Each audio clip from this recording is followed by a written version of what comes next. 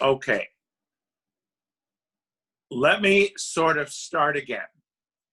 I have enjoyed multiple opportunities to hear talks, lectures, classes online that weren't available just a couple of months ago.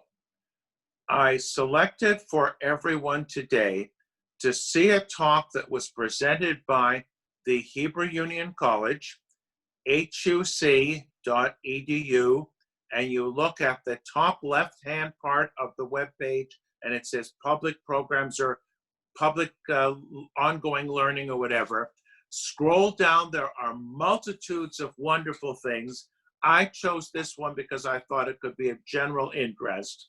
And also, it may not sound very controversial, but I'm going to try to relate it to some contemporary issues that we are facing in American life today, believe it or not. Now, I need to jump ahead. Next week, we will send out an email with the link for another one of Sarah Bunim Benor's programs. This is on Jewish first names. Next one will be Jewish family names, a very, very fascinating topic. But what I'm going to do has to be pre-recorded. I'm not available next Tuesday morning, so you'll just hear me sound off, and then maybe on another occasion we can get together and talk about it. So listen, it'll be pre-recorded, and then we can talk some other time. For future events, I said June the 30th, we're not going to meet.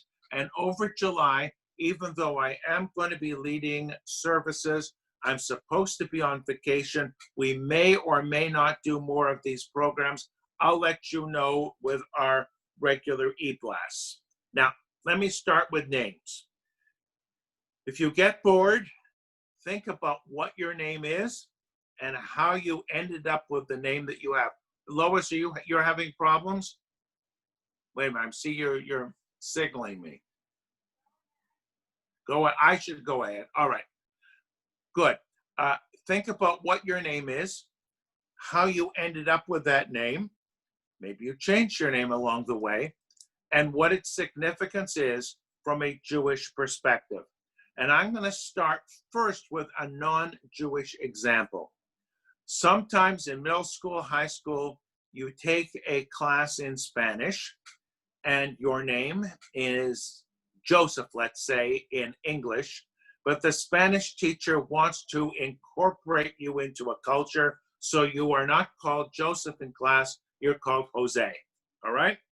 We do something comparable in our religious schools and Hebrew schools. One of the assignments used to be, and terminology is very significant here, what is your Hebrew name? You could also say, what is your Jewish name? And they may be different things. It used to be back in ancient times that the kids would know. Then it got to the point where they said, oh, I'll go home and ask my folks. Then the parents call the teacher, the rabbi, and say, we won't know until next week because I have to call my parents in Florida to find out what the name is. In other words, we have separated ourselves from our Hebrew name, Jewish name, or putting it differently, our synagogue names. Because whatever our names are on our birth certificates, our passports, our secular legal documents, we may be called to the Torah by a different name. Now, why am I making a distinction between Hebrew name and Jewish name? A lot of people, you're named after your deceased grandparents. I'll talk about that in a second. Not everyone is. That's an Ashkenazi custom to be named after deceased relatives. And your parents who chose the name for you, or grandma and grandpa who weighed in on this, didn't know the distinction between a Hebrew name and a Yiddish name. And sometimes people are called to the Torah by their Yiddish names. If I were to take, for example, TBI, that list of names we have up there on the Bima, so when I call people up, unless I know their name anyway, we have a combination of Hebrew and Yiddish names. I have to get on a tangent for a moment. Ashkenazi Jewish folklore is that you name your children after deceased relatives.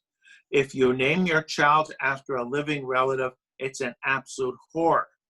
But there was a time in this country that classical Reform Jews went out of their way to name their children after themselves. So for a while there's a long succession of chair people of the board, chairmen in those days, of the Hebrew Union College, every last one of which had a junior after his name. On my ordination diploma, it says Theodore J. Tannenwald Jr. He was chair of the board at the time. I had a classmate at the Hebrew Union College. He was a junior. We went out of our way to defy. In a different part of the Jewish world, in the Sephardi Jewish world, it's not that mom and dad decide. A first son is after the paternal grandfather, whether he's living, deceased or not, and you have boom, boom, boom, Abraham, Yitzhak through the generations, the daughters, and then after that, it's a different story. So there are different customs within the Jewish world as to how we name our children. And I wrote down what even are distinctly Jewish names, because there are Jewish names that a lot of non-Jews have. Biblical names, for example. So I noticed that we have in our class this morning someone with the name of David. Okay? David, may I assume that your Hebrew name is David?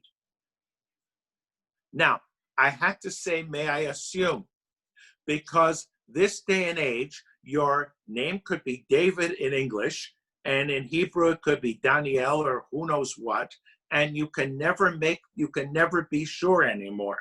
It would make a lot of sense. It would make life a lot easier for you and anybody else, but it doesn't always work that way. Parents, when they choose names, let's say they decided to name you after grandfather David, okay? But they didn't want to call you David, so they looked for something else like Devin. I won't even mention Donald. Yeah, they chose some other name for you. And oftentimes, parents would choose the first letter of the name or a name that has a similar meaning. I'm going to give you a semi-off-the-wall example from English Jewish life, okay? You all are familiar with the Hebrew name Chaim, Chaim in Ashkenazi Hebrew, okay? Chaim means life. Now we can really play with this. If you want to name your daughter after grandfather Chaim, you have a feminine form, Chaya, Chaya. Not all names work well for both boys and girls, but in English, as opposed to American English, there is a male name, Vivian. In American English, Vivian is feminine. In English, it could be masculine. And the former president of Israel, Chaim Herzog, his English name, not that he was born in England, he was born in Ireland, where his father was a rabbi, Vivian Herzog. And that was the name he used when he was an officer in the British Army. So we have all kinds of names here, a case that it's the meaning of the name, because Vivian from the Latin life, all right? This is how it works. Sometimes people will look up names in a name dictionary. They want a name that sounds good. They want to make sure that their children have a name that is their secular name, hopefully that is easy to pronounce and spell. So if you're using a Hebrew name that is difficult to pronounce, all right, let's get back to Chaim. How are you going to spell that in English? Chaim, Haim, shame, haim. Nobody knows what to do with it. So you do, I'm using an example from another president of Israel, whose name was Chaim Weizmann, who spent a significant part of his life and academic career as a teacher of chemistry at Manchester University.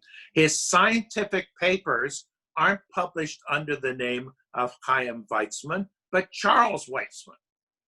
That's a little trivial piece of history that I am aware of. Well, anyway, we sort out our names. We choose names that make sense. And I'm going to tell you a couple of rabbinic stories and a couple of bits of folklore, and then you weigh into this. Rabbinic folklore, in other words, what we rabbis have to put up with. What is my son's daughter's Hebrew name? Somebody will call the rabbi. Well, you want to say, how am I supposed to know? So let's say, for sake of argument, the son's name is Jerry. Well, could it be Yirmiyahu, Jeremiah? It's possible, but not necessarily. Could it be Yonatan, Yoel? It could be anything, and maybe not connected to the name whatsoever. Sometimes the rabbi will say, well, do you have any family records or any family documents? If we're really lucky, there's an old ketubah, a marriage document where you can read the names. But I'm just going to give you an example of how people try to play with names. A great grandfather of mine, my mother's mother's father. I always thought, growing up, family tradition, etc., that his name, as it was in English after he ended up in England, that his name was Joseph. So I assumed his Hebrew name was Yosef. Then, going through my grandmother's papers, we found hidden the ketubah of my great-grandparents. And there are all the names. His name in Hebrew wasn't Yosef, it was Yehuda. So you're not going to get an Eastern European Jew who goes to England and gets for himself a nice English name, calling himself Judah, because that sounds too Jewish and also sounds too much like Judas Iscariot. So he tones it down and he called himself Joseph. That family tradition got lost. He died as a young man. Now, other bits and pieces of interesting things.